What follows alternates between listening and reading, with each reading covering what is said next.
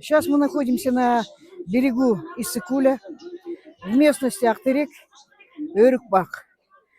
Вот, мы решили провести праздник цветения абрикос, который впервые проводится в нашем регионе. Вот. Ну, цель нашего праздника – это привлечение туристов, чтобы развить туризм. Потому что в нашем регионе вот эти 5 сел – Ахтырек, Жарылчак, Чичхан, Ойджениш, Дархан – мы в основном ориентированы были на продажу абрикос. Ну, поскольку абрикос – это продукция такая, скоропортящая, в общем, не дающая таких больших прибылей, мы решили устроить такой фестиваль с целью привлечения туристов.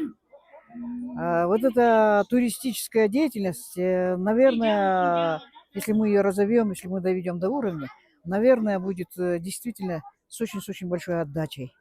Имея вот такие природные ресурсы, у нас очень большой потенциал на Иссыкуле, особенно в Джитогульском районе, нереализованный потенциал. И вот с целью, чтобы о нас узнали, чтобы передать вот эту красоту, познакомить с нашей продукцией абрикосовой, мы решили провести вот этот фестиваль, объединить все районы. В общем, в Иссыкульской области должен развиваться туризм. Вот, и мне кажется, мы посредством вот этого фестиваля привлечем очень много туристов сюда.